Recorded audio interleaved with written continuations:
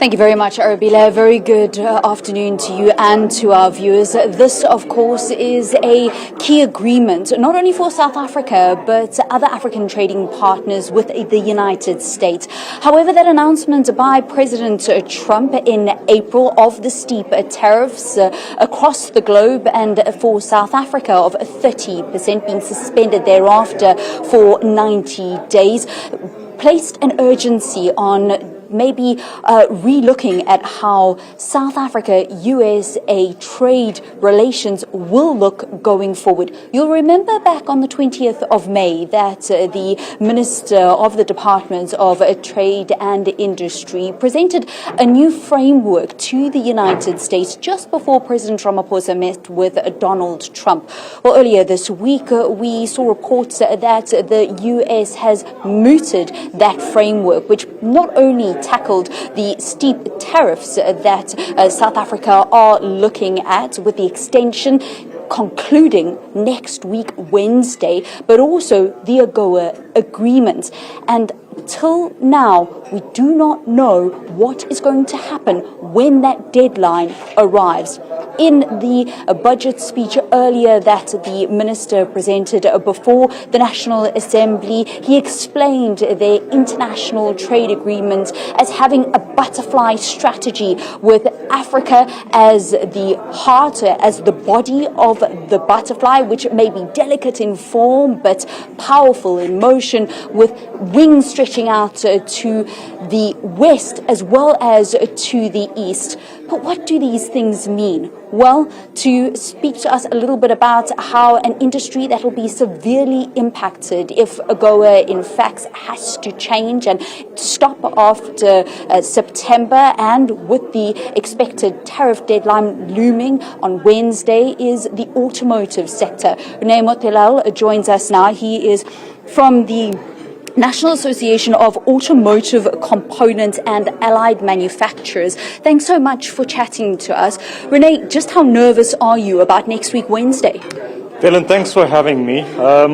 Look, I think we've kind of been walking this road for several months and possibly longer. The AGOA has been a discussion for almost 2 years now. So I wouldn't say nervous. However, it is a concern.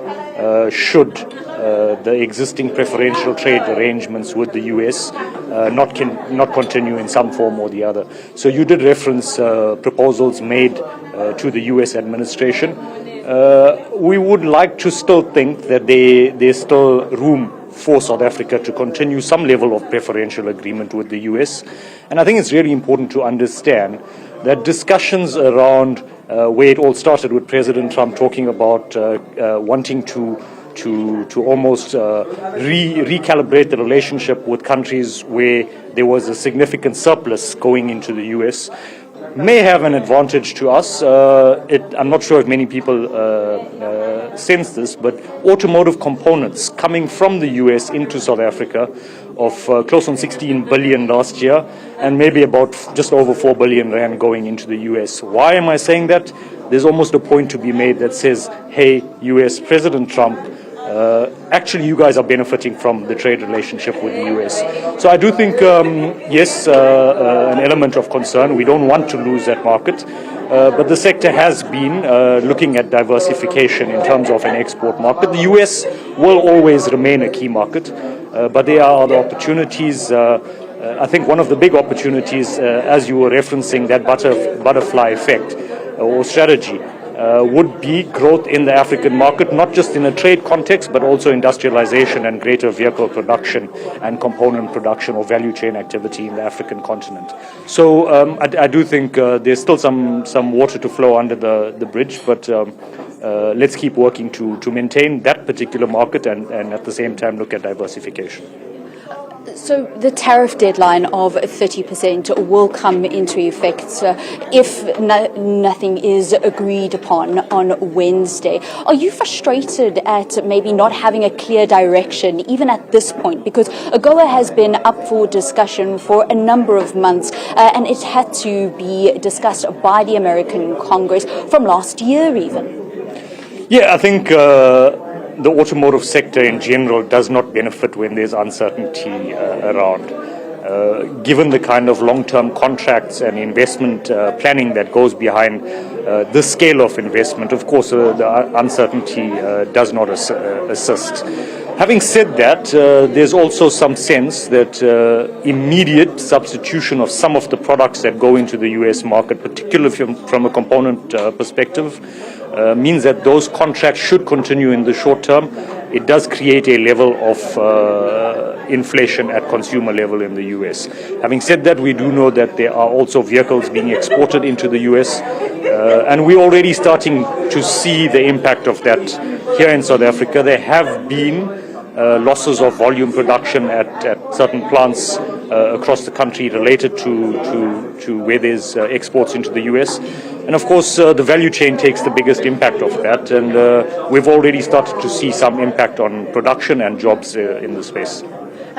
You as a sector are in a bit of a double bind, if you like. It is the biggest innovation, or rather you guys are needing to innovate and pivot quite significantly, where the demand and the shift towards new energy vehicles has become top of mind. Plus there's the tariffs and the relations with your partners overseas that also needs to be clarified and sorted out. How do you manage this, and how important is what the Minister mentioned in his budget today about 150% tax incentive for the industry for new energy vehicles? How helpful is that, and how do you guys manage this transition? So I do think it's definitely a positive step to have an additional incentive that talks particularly towards new energy vehicle production. The Minister and the DTIC must be commended for continuing the focus on incentivizing a sector that has been at the heart of South Africa's industrial economy for a long time, and that's the auto sector. What I do think is really important is that in addition to that wider APDP framework, the new incentives coming in, we should be looking at particularly expanding our thought around the transition into new energy vehicles. There's definitely the battery opportunity, which many people are talking about.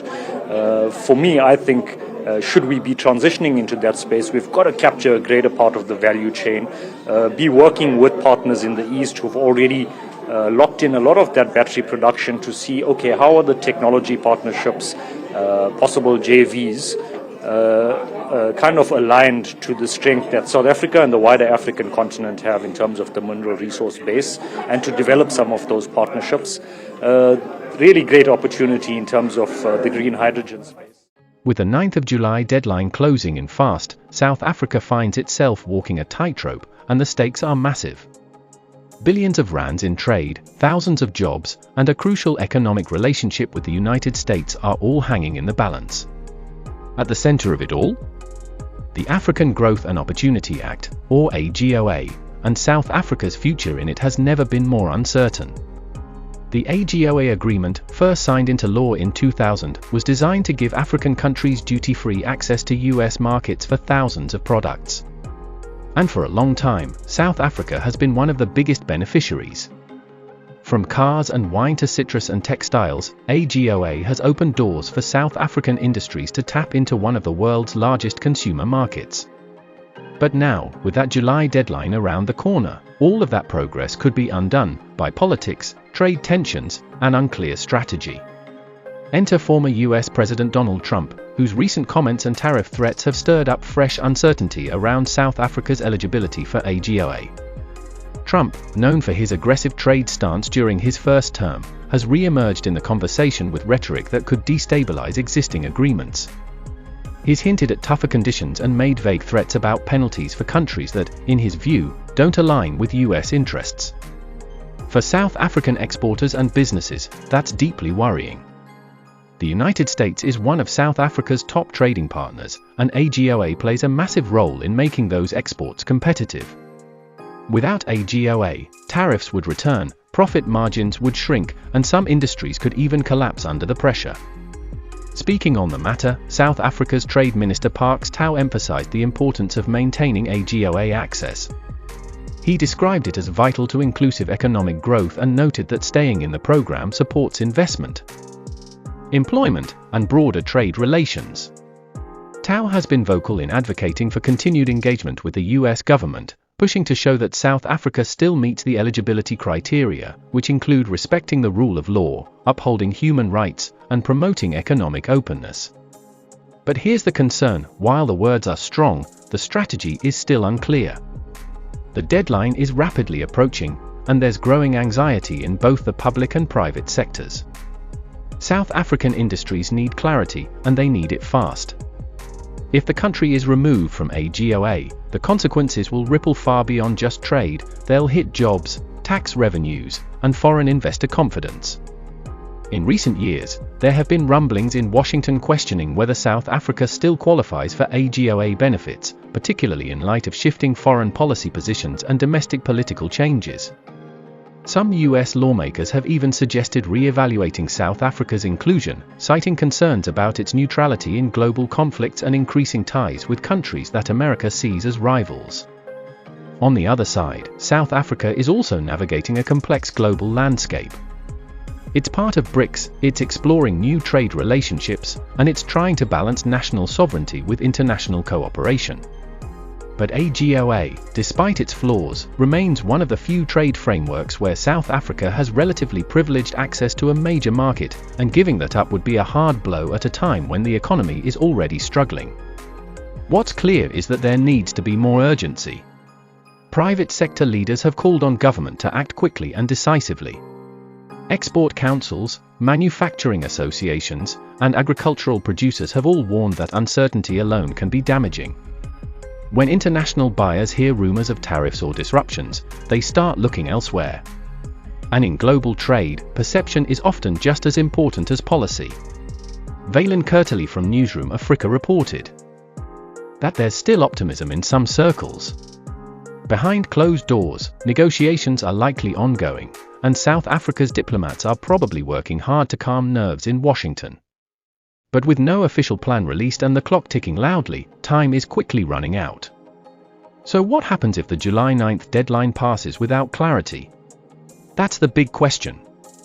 The US could unilaterally decide to suspend South Africa's benefits under AGOA, or it might allow the country to stay in with new conditions. Either way, the longer the uncertainty drags on, the more damage is done to investor confidence and economic planning. This moment is about more than just trade policy. It's about how South Africa positions itself on the global stage. It's about how it balances economic pragmatism with political ideology. And it's about whether key players in government and business can move fast enough to protect national interests in an increasingly unpredictable world. The AGOA decision is not just a line on a spreadsheet. It's the difference between jobs created and jobs lost, between factories running or closing, between growth or stagnation. South Africa needs a clear, confident strategy, and it needs it now. Because when that deadline hits, it won't just be about what was said. It'll be about what was done.